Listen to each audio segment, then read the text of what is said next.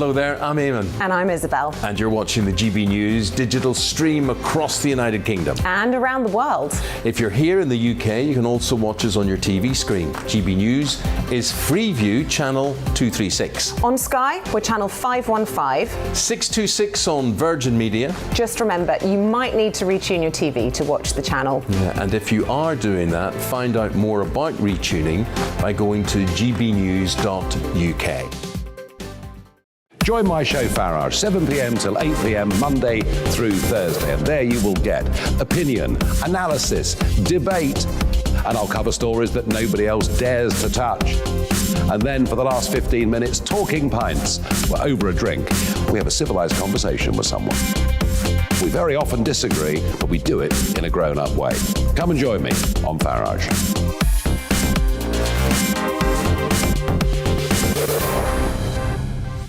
I'm Dan Wootton. Join me Monday to Thursday from 9 to 11 for the feistiest and most fun news debate on TV, where free speech reigns. I'll bring you a sharp take on the day's biggest stories, bombshell newsmaker interviews, and A-list guests. And I guarantee you, no spin, no bias, no censorship, and no reason to go to bed. That's Dan Wootton tonight, Monday to Thursdays from 9 on GB News. Hello there, I'm Eamon Holmes. And I'm Isabel Webster. And we hope you can join us for Breakfast with Eamon. And Isabel. You make me laugh out loud, belly laugh. Is that important first thing in the morning? Yeah, absolutely. And there's me trying to be deadly serious. News is a serious business. Yeah, I have to rein you in sometimes. Well, it doesn't stop us laughing at it. It doesn't stop us having an opinion on what's going on. Yeah. And it certainly will not stop us reflecting what you think. Weekdays from 6 to 9:30 on GB News.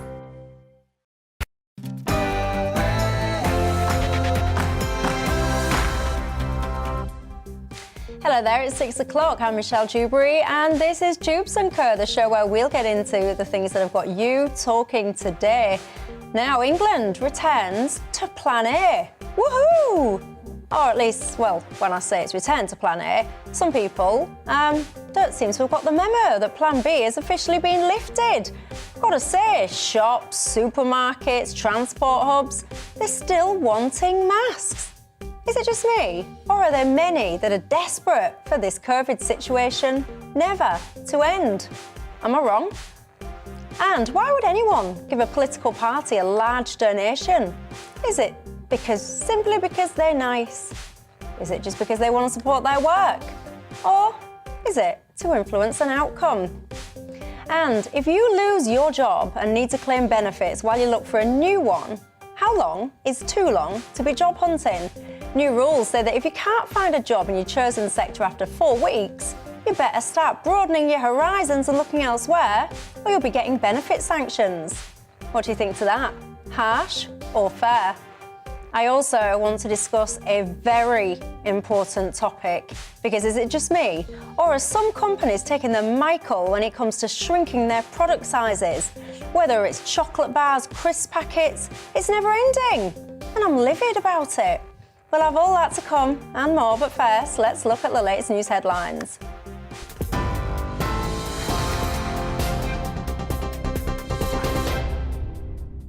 Hello, I'm Tamsin Roberts in the GB Newsroom. Boris Johnson has rejected claims he intervened to get animals out of Afghanistan. Charity founder Pen Farthing launched a campaign to evacuate his team and animals from Kabul when the Taliban seized control in August last year. The Prime Minister has repeatedly denied approving the rescue effort, despite new email evidence suggesting otherwise. That is absolutely. This whole thing is total rhubarb. I was very proud of what our armed services did with op-pitting, and it was an amazing thing to move 15,000 people out of Kabul in the way that we did. I thought it was also additionally very good that we were able to help those vets who came out as well. The Prime Minister has also said he'll publish the Sue Gray report into alleged lockdown parties in full, but he hasn't confirmed when. Opposition leaders have been calling for transparency following suggestions by some cabinet ministers that sections may be redacted for security reasons. Scotland Yard is investigating some of the events, but Number 10 says Boris Johnson hasn't been interviewed by police. Labour leader Sir Keir Starmer says for families who had to sacrifice so much, the truth is the least they deserve. We will pursue every option to make sure that that report is out in full, because the idea that so many families who went through grief in the last 2 years should have hidden from them the full picture of what the Prime Minister was up to and what was going on in Downing Street is unthinkable. They're entitled to the truth. They gave up so much. The least they're entitled to is the full truth from the Prime Minister. The Health Secretary has urged all care homes to do everything they can to allow as many visitors as possible, as limits on visitors in English care homes are lifted from Monday. The Department of Health also announced changes to COVID testing for workers. Weekly PCR tests will be replaced by pre-shift lateral flows from the 16th of February. Sajid Javid described the changes as the right balance and proportional approach, adding that care home managers will have discretion to make their own rules. Care homes have done a phenomenal job throughout the pandemic. It's been incredibly challenging, especially as we've seen over the last couple of months. And we work very carefully and closely with the care home, the managers, the owners, to try and make them as safe as possible. And it's always about getting the right balance between making sure visitors can come and people can be properly looked after, but also that the patients and people in care homes are as safe as possible. A man's been jailed for 8 weeks after pleading guilty to intent to cause distress to Professor Sir Chris Whitty. Jonathan Chew admitted filming and jeering at England's chief medical officer, while another man, Lewis Hughes, held him in a headlock. It happened in a London park in June last year. Hughes was sentenced in July for assault by beating. The Scottish Conservative leader Douglas Ross has challenged Nicola Sturgeon about unworkable and unsafe changes to maternity services in the Highlands. It means that now hundreds of women will have to travel long distances, often in labour, to give birth or to receive treatment at Raigmore in Inverness. Nicola Sturgeon said the Scottish Government had to strike the right balance between quality specialist care and care as close to home as possible, but insisted that the safety of pregnant women and their babies was the priority. Russia says tensions with the West over Ukraine are reminiscent of the Cold War. It comes as the US formally rejected Moscow's demand to ban Ukraine from NATO. The Kremlin says remarks by the US and NATO do not give much cause for optimism, and they say it's clear its security concerns haven't been considered. A ceremony to mark International Holocaust Remembrance Day has been held at the Bundestag in Germany. In the UK, Prince Charles has described 7 newly unveiled portraits of the nation's last remaining Holocaust survivors as a powerful testament to their lived experience. The Prince of Wales commissioned the paintings to serve as a lasting reminder of the horrors of the Nazi regime. This is GB News on TV, online and DAB+ radio. Now it's back to Dewbs & Co.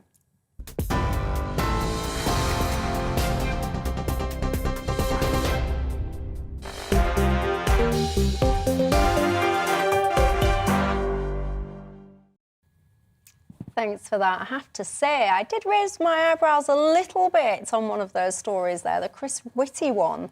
Obviously, I'm not condoning any form of anyone going up to anyone uninvited and grabbing a hold of them, but a headlock? Was it a headlock? I mean, I have to say, that's got a lot of people talking tonight. What's your thoughts on that? Anyway, keeping me company until 7 o'clock tonight, we've got Scarlett Maguire, who's the former Labour advisor. We've got Christopher Snowdon, who's the head of lifestyle economics at the Institute of Economic Affairs, and he's told me that I can call him Chris. So Chris it is. And author Joanne Nadler. Good evening to you three. You know the drill as well on Dewbs & Co. It's not just about us and our thoughts, it's about you at home and yours. You can get in touch with me and let me know what you're thinking tonight. You can email me, gbviews@gbnews.uk, or you can tweet me at Michelle Dewbs or at GBNews.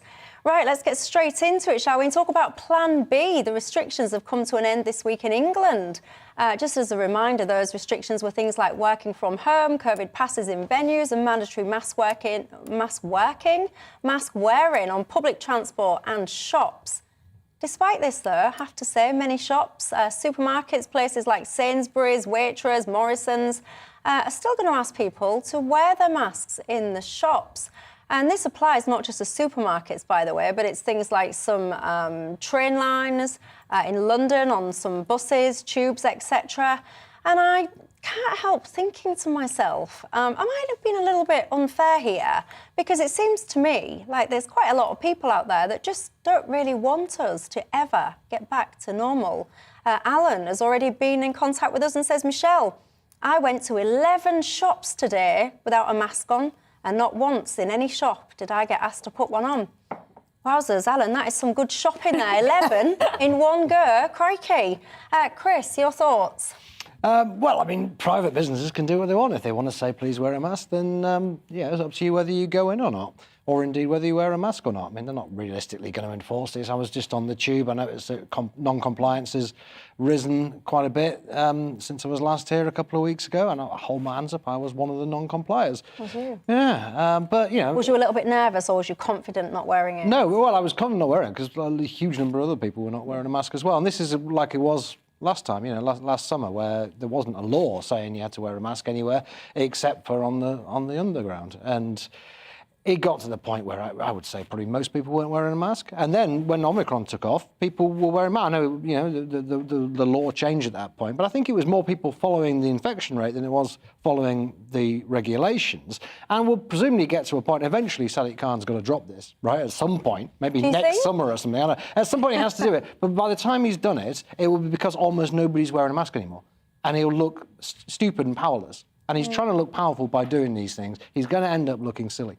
Scarlett, do you think I'm being a little bit unfair? Because honestly, to me, it just seems like there are some places, some people that are desperate to keep on all of this kind of COVID stuff.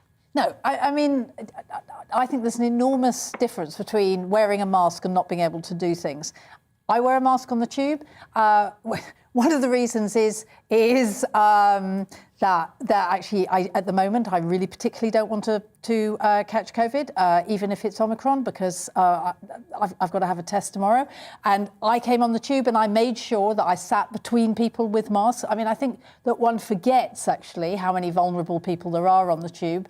And my experience was different to yours, Chris. I would have said 4 out of 5, 3 out of 4 people were wearing masks. It was very easy to stay with people with masks. But I was thinking, this year, for the second time running, we haven't had a flu outbreak. And is this because a lot of people wearing masks? I mean, I remember having a bad cold and I thought, great, I'm wearing a mask. I'm not going to give it to anybody else. I just think wearing a mask, if you think you might have something, it's just polite. I don't think it's about wanting to go back to anything. So it's not about science, it's about manners? No, it's also about science. I mean, we all know if you have a mask that you are less likely to I think it's 8 times more likely, the Times said, I read just before we came in, you're less likely to give anything to anybody. And that's not just Omicron, that is flu, that is coughs and colds. So on that basis, we should be wearing them permanently then, Scarlett?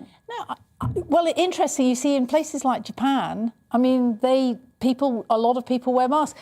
I mean, I think it's sort of polite that if you've got a streaming cold, that maybe you could wear a mask on the tube instead of walking in and giving it to everybody else. If you've got symptoms, that's I'm talking about symptoms. Yeah, I think that's fair enough. Yeah. I think one of the long-term changes that COVID's going to bring about is people who have got a stinking cold, maybe will go, actually, it'll be the social thing to do, not to go to work today, and maybe my employer will understand that. And this idea of battling through, I think, will disappear a little bit, and that'd be a good thing. That'd be a really good thing, because actually, yeah, then you can work at home.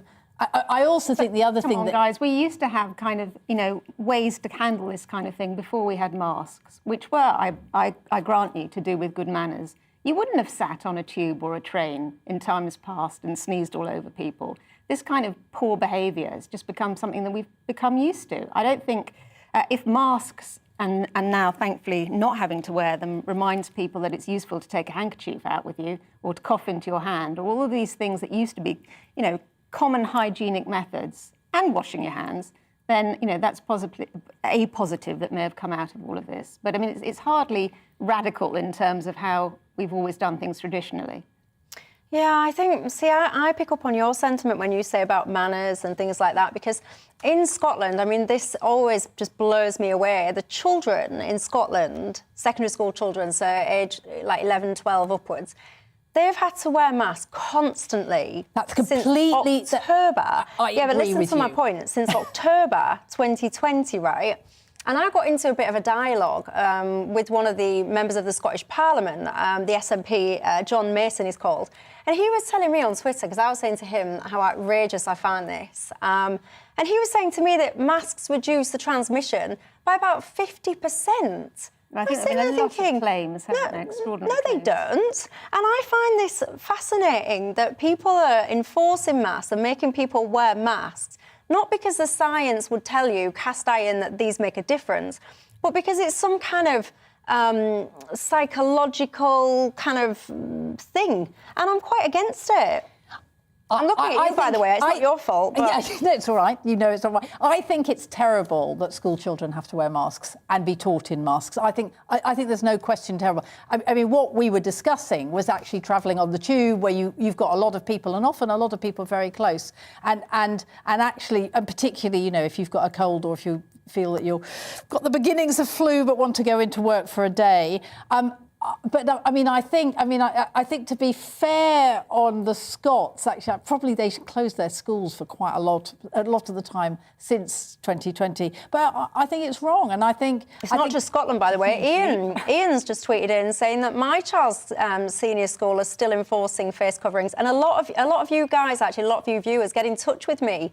I often receive your headmasters' letters. You send them to me, where they're insisting on masks. And I tell you why.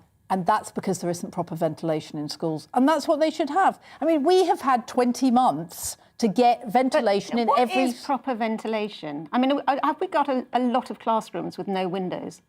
So you open the windows in January and February. So you expect to teach children in their coats, do you? I think it's preferable. Yeah, you could. No, teach children I in think coats. you can have. Come on, there are air filters. It's perfectly right. You can have ventilators in rooms. I was talking to somebody who said, "Oh, it's fine for." Oh, I know. I had some Kosovans staying with me, and they said it's fine for us because we've got air conditioning, so we just turn it on to cold. But actually, a ventilation in rooms would mean that no child had to wear a mask. And for 20 months, nobody's done anything about it. And then suddenly, a few weeks ago, the government said, well, we've got 7,000 ventilators for 23,000 schools, and God alone knows how many classrooms. I think we have to be realistic about how much more infrastructure we can roll out. It would cost years and years, and it would have cost an absolute fortune. They're not even bringing... These aren't ventilators, they're air filtration systems. Not even the same thing at all. There's not that much evidence that air filtration makes a lot of difference. You can't open the windows in the middle of winter. Probably a lot of us tried doing it over Christmas. It's impossible for more than 5 minutes. It really is. I mean, what you need is you need to completely redesign these schools with ventilation.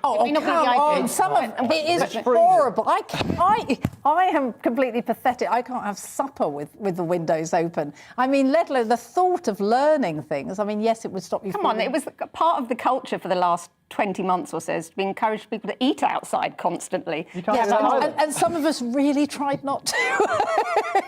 Got to have a balance about these things. Yeah, I don't think teaching children with the windows open in January and February is a balance. It's not ideal, but if we were still in the grips of what people thought was at the height of the most deadly disease, then perhaps that would have been just a mitigation factor that could have been included. That's all I'm saying. Well, Julia's emailed in saying she thinks the whole mask thing perpetuates the psychology of fear and is unacceptable. Julia, you should do my job because you just summed up exactly the point I was trying to make, and you did it much better than I did. I just feel like it's this sense of fear, like a sense of we're still in a pandemic, we still need to be careful, and it's such a visible kind of point of a connection to a pandemic. I have to say, I'll probably get into a bit of trouble well, no, I won't make my full confession, but I rarely wear a mask. I don't. I certainly do not like anyone wearing a mask around my son. I don't like it. I feel that it hinders his development, it hinders interaction with him, communication with him. I really, whatever the scenario, whatever the situation, I don't like people doing that. But by the way, it's not just about masks. We've kind of digressed onto masks. The whole working from home thing, Chris, you might have seen that some of the train companies, they're desperately trying to get people back onto their trains. They're coming up with all kind of random incentives. Did you see some of those today? I'm going off on a bit of a tangent. Free bacon rolls? And yeah, free bacon rolls. Didn't get any of those on the train today. Free access to a mindfulness app. And I'm sitting there reading it thinking, well, why don't you just offer trains that run on time and that are reliable, and you might get people back on them. But do you think people will actually start going back to work if they don't have to? Not if they don't have to, no, and nor should they. There's no benefit to spending half your life commuting. It's economically and socially negative. I think, again, it's another of the changes that's come about because of COVID. There's going to be more working from home, and it's a good thing. And it's bad news for people who are renting out office space, and it's bad news for Pret a Manger, and it's bad news for the train companies. But if the train companies are finally trying to lure people on, trying to give them incentives to come on. I agree with you. Running the trains on time and maybe putting a few more carriages on might be more, and maybe some comfy seats rather than the horrible hard ones that they've designed in the last few years. Anything, they finally realised that they can't just take their passengers for granted, and that's a good thing. I don't think bacon rolls are going to do it, but they've realised that things are changing. But I'm afraid to say to them that they're not going to get back to 100% capacity again. Probably ever. And that's not a bad thing at all. There's nothing wrong working from home. It's been a massive natural experiment, but employers and employees have both found that it works. People don't just doss around when they're at home, and good. You know, it's taken this kind of mini disaster for this social change to come about. Would you expect there to be no return to offices then? Because you seem to be laying out a kind of vision of no necessity to work in a sociable way at all. But no, I'm not being black and white about it. Some people need to be in the office. Some people want to be in the office. A lot of people probably will just end up doing some days in the office and a few days from home. And that works pretty well. I think that's model. I think that's and really we may good. be moving to that. And there's a lot to be said for being in an office, and there's a lot to be said for kind of, particularly I think if you're in a creative field, for being around other people, being able to exchange and younger ideas. people as well. We find it absolutely. It's the younger people. It's the younger people. It's I mean, certainly my daughter and my current lodger, and who happen to be the same age, both of them are desperate to go back. Well, I know that I can sense it. Some of you will be sitting at home shouting at your screens saying, what a luxury to be able to work from home, because not everyone has that luxury, and not many of you have been able to do that. You've been having to go into work, whether it's factories, I don't know, warehouses, shops, anywhere. Not many people have had that luxury. Let me know your thoughts, GBViews at gbnews.uk, or tweet me at Michelle Dewbs or at GBNews. Going to take a quick break. When we come...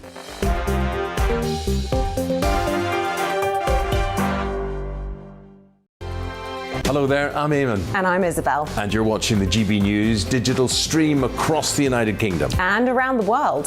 If you're here in the UK, you can also watch us on your TV screen. GB News is Freeview channel 236. On Sky, we're channel 515. 626 on Virgin Media. Just remember, you might need to retune your TV to watch the channel. Yeah, and if you are doing that, find out more about retuning by going to gbnews.uk. Join my show Farage, 7 p.m. till 8 p.m. Monday through Thursday. And there you will get opinion, analysis, debate, and I'll cover stories that nobody else dares to touch. And then for the last 15 minutes, talking pints. We're over a drink. We have a civilised conversation with someone. We very often disagree, but we do it in a grown-up way. Come and join me on Farage.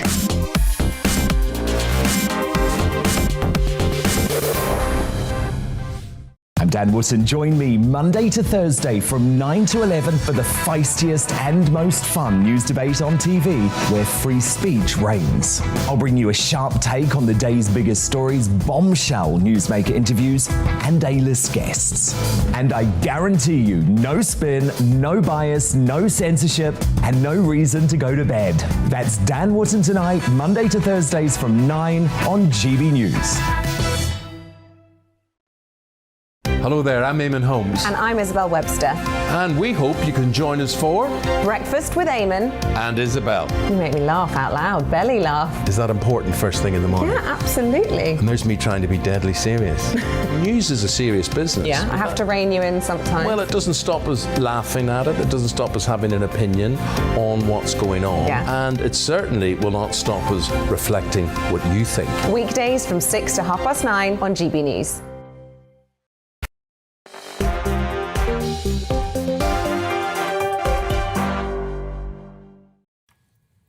Hello there, welcome back to Dewbs & Co with me, Michelle Dewberry. Just a very brief reminder of who the panel is in case you're listening and not watching. You might have just tuned in.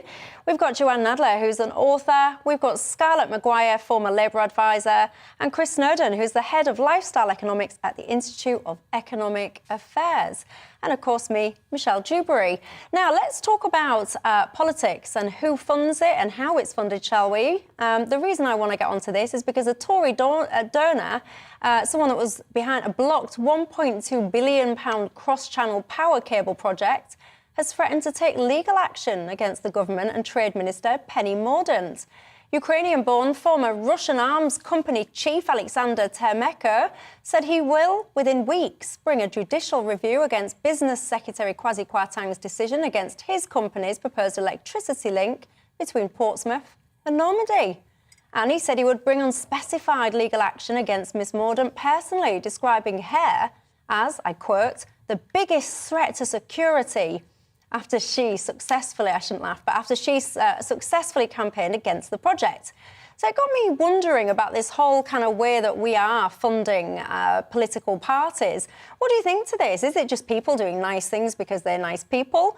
Or is it more kind of people putting big sums of money behind parties because, let's face it, they want to influence the outcome? And if so, do you think they have too much influence? And how much is too much? Scarlett Maguire. I think as long as parties are financed by people and by companies, that this will always go on. And you're absolutely right. You know, most people who give to a party expect something back. And that something might be, obviously, in some cases, contracts. Quite often it's places in the Lords. But certainly it's always access. It's always being able to get through to, and there's no question that this is how it's sold, is that if you, obviously at the moment it's the Conservative Party, they're in government, they've got the power.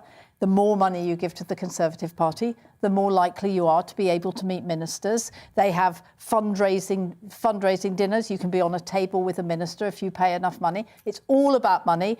And of course, the reason that the corporates, the firms, give money is so that they'll be listened to. I mean, that's what it is. And that's what we've got to accept, that it will always be, frankly, marginally corrupt unless we do funding by the state. And you've got straight choice. Well, you've got a straight choice, right?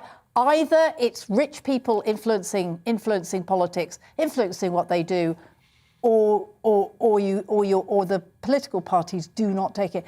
And what's so terrible? I mean, you know, you look at the Conservatives. I mean, the Russian money that is going into them, very dubious. Yeah, but Scarlett, this story actually almost proves the opposite of what you're saying, because, in fact, this gentleman is making a huge song and dance publicly about the fact that he hasn't had what he wanted to influence the government to do achieved. I mean, they've taken a decision against him. A minister from a department that wasn't involved in the decision has made public statements against the sense of that decision. So you could argue, actually, that your analysis doesn't really stand up if you look at it in the context of this story. But are you saying, I mean, we know that the last three Conservative treasurers were put into the Lords because of, not because... The generality of what you're saying, I don't disagree. It is absolutely... I mean, why would people give money for nothing? It's because they want to achieve... They're probably on the same sort of philosophical... they share philosophical values with that political party, and as long as they can't influence specific policy in this way, that's a far better way to fund political parties, as long as you also have members that fund the parties, than making state funding, because state funding would completely kind of effectively take over democracy and prescribe what political parties could or couldn't argue for. Well, I mean, it wouldn't necessarily at all. But I mean, what we do know, what we know is that people do it for access. And yes, in this case, he didn't make it, but clearly he expected to. I mean, he had given, you know, hundreds of thousands of pounds to the Conservative Party. He's absolutely furious that it hasn't gone through. And I'm just very, very worried about. Why? I mean, Michelle's right. Why do people give to political parties? Yes, it's slight. Yes, they do give to political parties to have influence. Yeah. But not necessarily over specific policy decisions.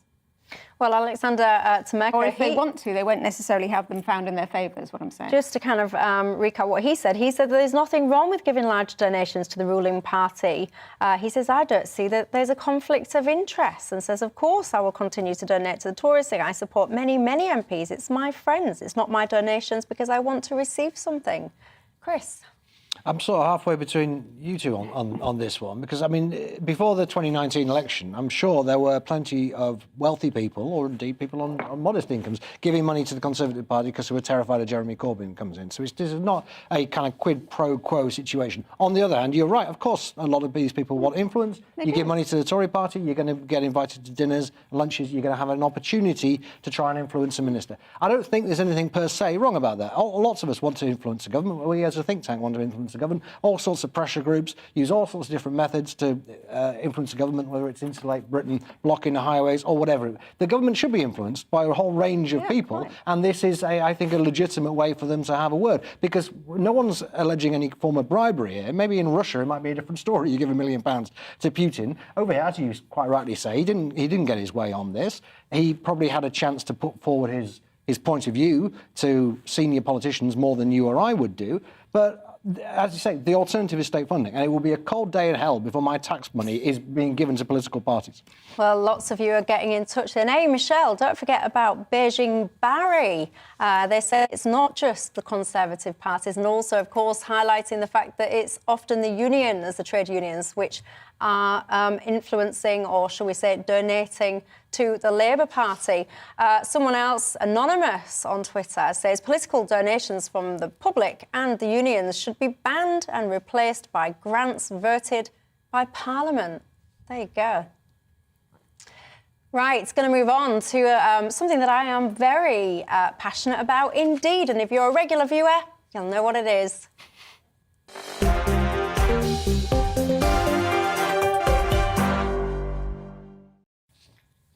Yes, my campaign, Outdate the Mandate. You will know what this is about by now, I'm sure, but from April the 1st, 2022, all health and social care workers in England who have face-to-face contact with patients will have to prove that they have been fully vaccinated unless exempt.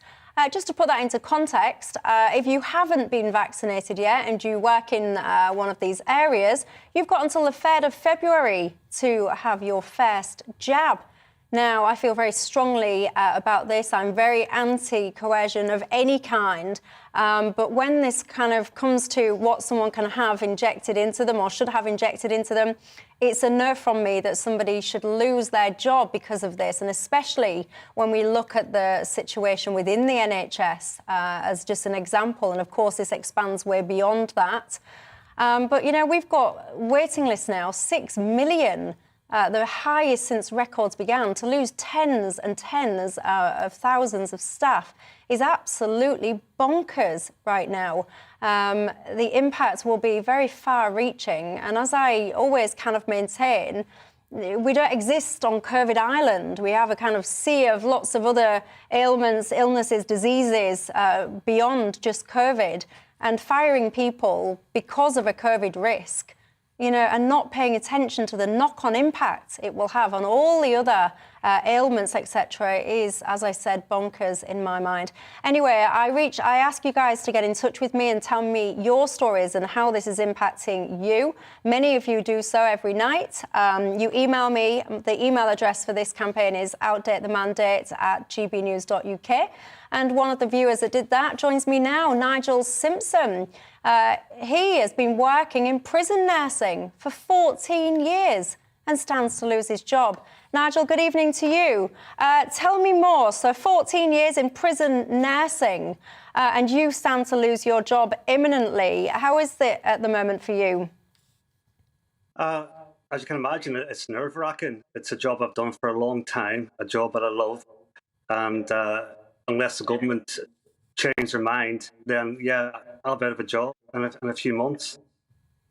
And what would you say? Because there's lots of people that are quite anti my campaign, that believe that you should just take your vaccination the way that many other people who perhaps were hesitant did so for the greater good. And those people would push back and say, well, if you're that nervous and you want to keep your job, have your vaccine. To those people, I would say, I'm no different to anyone else in the general population. And for me, this comes down to bodily autonomy and also informed consent. And I don't believe that I can give informed consent to having the vaccination, given that there's so much that's unknown about it. And in terms of the timings, I mean, we're talking next week now, the 3rd of February. What's been happening in your workplace now? Because I'm quite keen to show people just the breadth of this. You work in a prison, so this is not just hospitals. So have you been asked to for your status? Are you getting help to answer any of the queries that you might have? For a number of months now, we've been asked to give our status, which I've declined to do, and that's been on the advice of the trade union that's supporting me through this. The bottom line really from the employer has been either you have it, and if things don't change, then your contract will terminate on the 31st of March. But to answer your point, in terms of the employer making specific answers to questions and concerns, they've just refused to do that. Yeah, see, I find that absolutely fascinating. Now, you've worked in prison nursing for 14 years, as I said. Just briefly, if you will, if this mandate goes ahead, what do you think the impact will be on your workforce? I think that there'll be a clear staffing problem. Prison nursing has historically always had difficulty retaining staff because it's a very unique nursing environment. And obviously, if people are forced to go, there will be a massive decline in experienced staff working in prisons. Yeah, and let me just be clear as well. So you work in prison nursing. Does this mandate within your environment apply to everyone there, all members of staff? So, for example, the prison wardens? No, that's the ironic thing. It doesn't apply to the prison officers, and they would have undeniably more face-to-face contact than I would with a prisoner. But there's no expectation that those individuals have to be vaccinated. Yeah, I have to say, I found it very peculiar. Nigel Simpson, though, thank you very much for sharing your story with us. Much appreciated. Scarlett Maguire, what's your thoughts on all this? I think it's completely the wrong way to go about it. I mean, I think I believe in. I mean, I'm vaccinated. I believe in people getting vaccinated. But actually, I think people have to be persuaded that it's the right thing to do. And apparently, in Birmingham, in the hospital, the chief executive said that what they did was that they just talked to the nurses. And most of them are being vaccinated, and they talked about why they didn't want it. They listened to their worries. They listened to what they thought and could you move them. And you know, in Birmingham, most of the nursing staff are done. I think this mandate thing is just crazy. I think it's, yeah, well, everyone knows what I think. Chris, what do you think? Well, I'm philosophically against it. I think it's a tricky issue, mandatory vaccines for any vaccine. I think there's actually a much better case for something like measles being a mandatory vaccine than there is for the COVID vaccines. Because let's face it, the COVID vaccine really only protects yourself. The effect on transmission is very, very small and doesn't actually last that long. So it's a case of, you know, it's your funeral if you don't want to take the vaccine, basically. There's no good reason not to take the vaccine, in my opinion. I'm totally pro-vaccination, but it just doesn't do any good. And leaving the philosophy aside, just look at the consequences. Let's look at from a utilitarian point of view. Even from the narrow perspective of health and healthcare, you are going to do more damage to people's health and to the NHS by sacking tens of thousands of people than you will from having a few unvaccinated medics knocking around the place. So it doesn't make any sense. For that reason, I'm pretty confident that this is not going to happen. I've always been pretty doubtful that it happened. I know they did it with the care home workers, but they've already seen what happens with that. We've got care homes closing down around the place. I don't think Javid is daft enough to go ahead with this, and he certainly shouldn't do. There really isn't any good reason for it at all. Joanne? Rather boringly, I think I'm pretty much going to agree. I think we're all in agreement, really, on this panel. I mean, one thing that did strike me about it as particularly unfair, if you like, is the prospect of making retrospective changes to people's terms of employment, I think, is very bad practice. Now, I don't know what's involved with signing a contract of employment with the NHS, but I very much doubt it had something that would cover the possibility of being essentially forced to take any kind of medical treatment or vaccine. I could be wrong about that, but I think that's a sort of a bad precedent, although it's a slightly technical objection to this. I think you have to have had polio. There are some vaccinations that you have to have had to work for the NHS. Certainly polio is one of them. So that it may therefore be something that needs to be looked at with regards to people signing new contracts. But I'm talking about this idea that you could have signed something in good faith and then have your terms of employment completely changed. Well, so I think if the government were to go down this route, they would really need to look at compensating people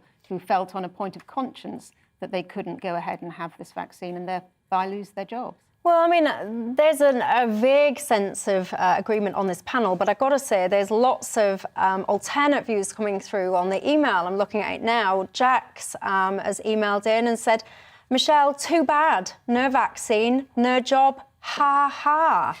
Why should we, all of the good citizens, have to protect the unvaccinated? Aren't we all in it together? Phil says, do we really want these stupid people who do not have the sense to get the jab looking after you or operating on you and your relative? Just to be clear of his point there, he highlights in bold, stupid people, let them be sacked. Now, that's kind of a sentiment that's coming through there. And what I would say, both to Phil and to Jax, these people, I don't know the two that I've spoken to yesterday and today personally, but I know a lot of people that have made that decision. And I assure you that they are not stupid people. They might have a different opinion to you, but I would suggest that that doesn't make them stupid. And you must also remember that in many, many instances, if not all, these people, they risked their lives to look after all of us right at the start of this pandemic when no one really knew what it was. Often they did so without much PPE, if at all, in some cases. They prioritised the health and the care and the safety of other people, often to their own detriment. And one of the things that I would ask in this scenario is that, you know, why don't we try and understand people's different perspectives and opinions? We don't all have to agree, but I find this whole kind of mocking and undermining and name-calling, just because someone has a different view, I find it very peculiar, especially to suggest that people lack intelligence, because, you know, if you've qualified to be a doctor or a nurse, etc., I would suggest that you've certainly got something about you when it comes to intellect. And I think that we should try and understand people's sentiments as opposed to try and mock and ridicule them. I have to say, lots of you are getting in touch. Yeah, people are saying, you know, many people are saying thank you for us to doing this campaign and in agreement with the kind of conversations and the opinions that you're hearing here. And yeah, I would say, like, just have some kind of understanding. People are asking, what about the care workers that have already lost their jobs? What about them? Should they get their jobs back? Well, actually, if you're asking me that question, I would say, yeah, actually, yes, I think that they should. Let's not forget that the most vulnerable people in society are fully vaccinated. Many of these care workers have been exposed to the the start of COVID and will have prior infection. And I think it's been proven that prior infection does have a reduction in terms of transmission rates and things like that. Anyway, I'm going to take a quick break. When we come back, I want to talk to you about benefits and work. How long do you reckon, if someone's lost their job and they want to look for work, how long do you think that they should be given to look for work in their chosen field and receiving benefits before they then have to branch out and look beyond just their experience or their current or former field? Let me know your thoughts on that.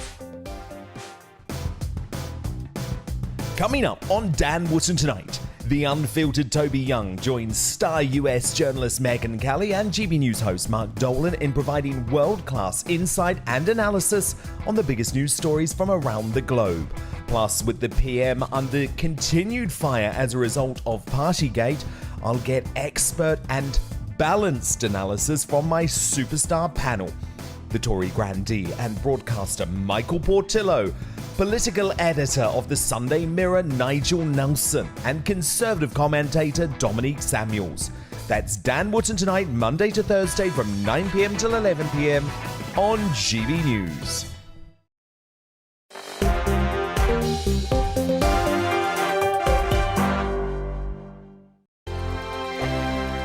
Hello there, I'm Eamon. And I'm Isabel. And you're watching the GB News digital stream across the United Kingdom. And around the world. If you're here in the UK, you can also watch us on your TV screen. GB News is Freeview Channel 236. On Sky, we're Channel 515. 626 on Virgin Media. Just remember, you might need to retune your TV to watch the channel. Yeah, and if you are doing that, find out more about retuning by going to gbnews.uk. Join my show Farage, 7 p.m. till 8 p.m. Monday through Thursday, and there you will get opinion, analysis, debate, and I'll cover stories that nobody else dares to touch. And then for the last 15 minutes, talking pints. We're over a drink. We have a civilized conversation with someone. We very often disagree, but we do it in a grown-up way. Come and join me on Farage.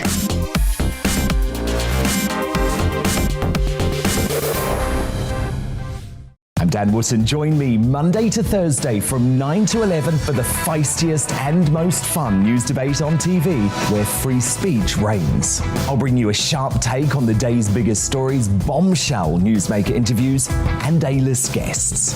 And I guarantee you, no spin, no bias, no censorship, and no reason to go to bed. That's Dan Wootton Tonight, Monday to Thursdays from 9 on GB News. Hello there, I'm Eamon Holmes. And I'm Isabel Webster. And we hope you can join us for Breakfast with Eamon and Isabel. You make me laugh out loud, belly laugh. Is that important first thing in the morning? Yeah, absolutely. And there's me trying to be deadly serious. News is a serious business. Yeah, I have to rein you in sometimes. Well, it doesn't stop us laughing at it. It doesn't stop us having an opinion on what's going on. Yeah. And it certainly will not stop us reflecting what you think. Weekdays from 6 to 9:30 on GB News.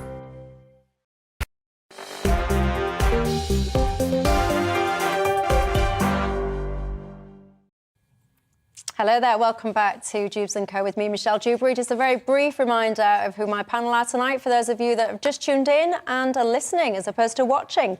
We have Joanne Nadler, who's an author, Scarlett Maguire, who's the former Labour advisor, and Christopher Snowdon, who's the head of lifestyle economics at the Institute of Economic Affairs. Now, let's talk work and job hunting and benefits, shall we? Because ministers today launched a new benefits crackdown. This is designed to get 500,000 unemployed people back to work by the end of June. This is under the Way to Work campaign, and job seekers now will have just 4 weeks to find employment in their preferred sector. Under the government's kind of Way to Work campaign, it's called. Currently, you're allowed to look for jobs only in the sector where they used to work for 3 months before they have to search more widely if they want to hold on to the benefits.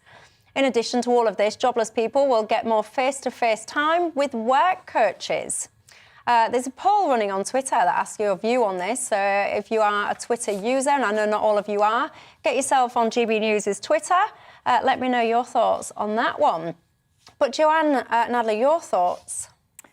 Well, first of all, I think it's a very peculiar way to sell a policy, to describe it on the one hand as a benefits crackdown, but on the other hand as a way to encourage people into work, because one sounds very negative and one sounds far more positive. So I think they need to decide quite how they're trying to sell this policy. But I think that looking to administer benefits in a more effective and focused way is no bad thing for the government to be doing. They obviously will be needing to save some money and work more efficiently after particularly the last couple of years and the amount of money that's been spent on furlough. But I have actually some sympathy with, well, I have a lot of sympathy with job seekers, but particularly those who might find this quite challenging, because I think culturally, particularly over the last 20 years, we've really encouraged, particularly people that are coming into the workplace for the first time, we've encouraged people to go to university and take degrees and spend a lot of money on that education, partly under the suggestion that it was going to make them more saleable in the workplace. And now people perhaps finding that they can't translate those qualifications as easily as they have perhaps been led to believe they could do into work. So, and I think you have to see the whole thing in the round, really. And really, to me, what it says is that we need to have more of an emphasis on vocational training and skills training and that kind of education as well, and perhaps not such a sort of rather romantic view of well, not, I mean, I'm all in favour of a romantic view of education, absolutely, but I think some people have been directed towards a university education and it's perhaps not best suited for them. Chris? Well, I'm as much in favour of cracking down on the work shy as the next man, but it seems to me that 4 weeks is really not very long at all. Let's take your example, right? So you go to university, you get a media studies degree, you come out of university, you can't get a media studies job within 4 weeks. Well, probably you won't get one within 12 weeks either, but I think 12 weeks is a reasonable amount of time for somebody to look around. In practice, I think what's going on here is the government is saying there are 1.2 million vacancies, and I think, well, no one's got an excuse for being out of work. The reality is that a lot of these jobs are skilled, or maybe semi-skilled. We're looking at, you know, lorry drivers. We're looking at doctors and nurses, of whom there'll be presumably lots unemployed in a few weeks' time if Javi goes ahead of it. But no, we need doctors and nurses. Now, if you've just come out of university doing a media studies course, or you've just left your job as a shopkeeper or something, you can't just suddenly become a lorry driver or a doctor. So we've got a mismatch between what the labour market demands and people in the labour market. And part of that is because, as you rightly say, people come out of university with worthless degrees. But that's not something you can fix by just saying, look, you need to get a job in any sector at all after 4 weeks, otherwise we can stop your benefits. But isn't there an argument there, Scarlett? If you want to get benefit support whilst you're job seeking, then I guess the argument to that would be, yes, you can do your media studies and you can try and become, I don't know, journalist or whatever it is, I don't know. But in the meantime, you've got to then support yourself. So you'll have to take a job. I'm just going to be flippant and say what I did as shelf stacking. So you've got to go and take any job at all, just so that you're not receiving the benefits and you're being self-sufficient. Michelle, if you think if you're on universal benefits, it takes you 5 weeks to get paid, and they say, and if you haven't got a job within 4, you don't get paid at all. I mean, what this policy is it's red meat. I mean, it's red meat to the Tory party to say, yeah, we're really going to do this. And actually, it doesn't get anybody anywhere. And that's the problem, is what we want. I mean, what we want is people going into work. I mean, if I applied for a job, if I wanted a job, my lodger is just going for a job. It took her 2 weeks to even get interviewed. She will then be found. Even if she gets the first job she applied for, can I say she's not on benefits, she's got another job. But even if she gets it, I mean, it's taken weeks for her to get accepted. So if she doesn't get that, then she tries for another one. I really think this is about politics. It's not about actually trying to do something real. And it doesn't solve the problem. As Chris said, you know, it's HGV drivers, it's people in care homes. And what we need to do is how are we going to skill people up, not how are we going to punish people for not. And all we say is, at the moment, we're giving them 12 weeks. That isn't very long. 12 weeks to actually find a job in something that where they're trained for, where they're skilled for, rather than going off and stacking shelves, which I have to say is completely exhausting. And and then at the end of that, you're expected to also apply for jobs and get all the time. It's really, I think it's all about showy politics. See, on the skills front, in places like Singapore, they have like a skills credit. So every, I can't remember the age now, I think it's about, well, I was going to make up an age then, I don't know the age, but it's kind of, when you get to a certain age, you get access to X amount of money as skills credits. So then you can kind of pick and choose, if you want, what skills qualifications you want to get yourself and all the rest of it. So I completely agree with all of you on skills. I've got to say, my viewers are not so forgiving. Kevin says, never mind 4 weeks, should be cut after a week. Colin says, in my opinion, after 4 weeks without success, claimants should be sent out to do work in the community. Lola says the benefit system should be deeply reformed. No money should be involved, but a token system to exchange for necessities only. Eddie says, the first thing I learned when entering the benefit system was to leave my self-respect at the door. It was assumed always I was work shy, and it was assumed any excuses were lies. By default, I was treated as a third-class citizen. The new rule, he says, will compound that.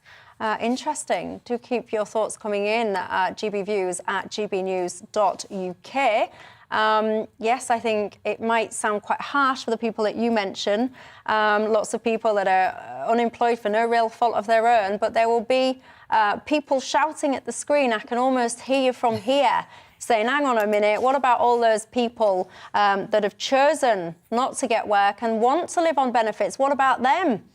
Do you think that this Why policy... would anybody want to live on benefits when you can barely survive on them? I mean, I've got to say, crazy. Scarlett, I spent my teenage years on an estate, and I know lots and lots and lots of families, people that had chosen to live on benefits, whose kids then went and chose to live on benefits. And I always remember being a teenager when I said I was going to go get a job, and a lot of those people laughed at me because I did a YTS, or what we called a YTS, earning not very much money at all, and they thought I was the loser for actually going out and working. So trust me, people like that do exist, I assure you. But not many. Not many, says Scarlett. Do you know any? Anyway, let me talk about something very, very important, very close to my heart. This is the size of chocolate bars. What is going on? You must have noticed this. It cannot be just me. The latest is the Whisper Bar. They have now, Cadbury's has now shrunk them by 7%. Never mind all this shrinking, the price stays the same, 80p apparently. It makes me livid, Chris. I'm going to cut to the chase. Why are companies doing this? Charging people the same amount of money, shrinking their products and hoping we don't notice. Keep it very brief, because it's almost time to go, but I do want your thoughts on it. One of the main reasons which is overlooked is it's the government. It was Public Health England, since dissolved, but Public Health England had these targets. They worked with the food industry, said we want to take all the sugar, we want to take the calories out of food, and specifically they said we want to have a limit of 100 calories per snack. And this, I believe, will take Whispers just below that threshold. Of course, they're keeping the price the same. It works well for the business. It works well for the health agencies who can tick a box. It just doesn't work for the consumers. Well, yeah, and the price always stays the same. Joanne, anything to add on this very important topic of food shrinking? Well, I think some of them have shrunk so much they've disappeared completely. What happened to Topic bars? I haven't seen one of those for a long time. That's a very good point. I loved Topic bars. I did. They used to have maroon wrapping, and they had nuggets. Yes. And nuts. They were really good. You're right. Yeah. They've gone. What happened? Well, I don't know to if they the have, but I've not Topics? seen one for a long time. Well, there you go. Do Topics still exist? Oh, yeah, I want one now. And a Caramac. Do you remember Caramacs? Do you remember Caramacs? It doesn't do the same thing for me as a Topic. No, right, I'm going to go now. I'm going to go topic hunting, chocolate hunting. Anyway, that is all we've got time for. Thank you very much for your company tonight, and thank you very much to my panel. I've enjoyed your company as always. I will be back the same time tomorrow, 6 o'clock until 7 o'clock. You have yourself a wonderful evening in the meantime, and I'll see you tomorrow. Hello again. Following a sunnier day for many of us compared to recent days, we'll see extensive clear skies overnight, and with winds becoming lighter as well, all the ingredients there for some frost and fog first thing Friday. This cold front has helped to clear the cloud that has been so stubborn during recent days, and now a colder northwesterly airflow and with isobars beginning to space out overnight lighter winds.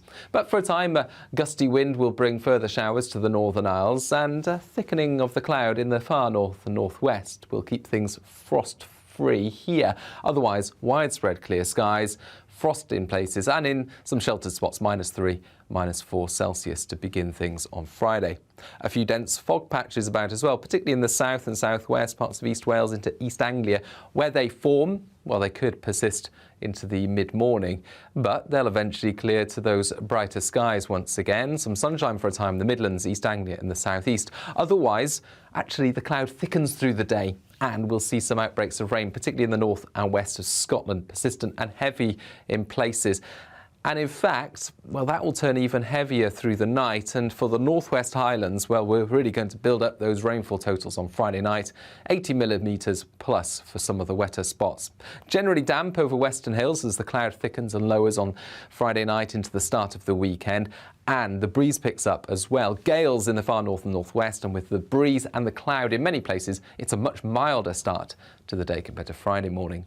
But it's a grey start, a breezy start, and a wet and windy start for Scotland, Northern Ireland and Northern England. A brief spell of really quite lively winds as the rain sinks south. Cloudy and mild in the south, turning colder further north with some wintry showers over Scottish mountains, but brighter skies at the same time. Sunday will turn very windy later on.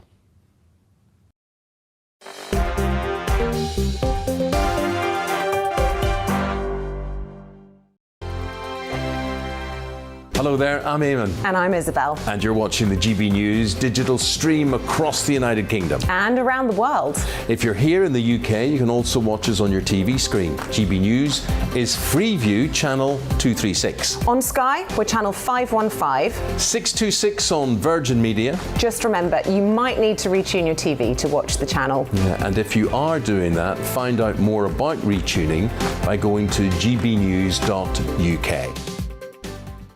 Join my show Farage, 7 p.m. till 8 p.m. Monday through Thursday. And there you will get opinion, analysis, debate, and I'll cover stories that nobody else dares to touch. And then for the last 15 minutes, talking pints. We're over a drink. We have a civilised conversation with someone. We very often disagree, but we do it in a grown-up way. Come and join me on Farage.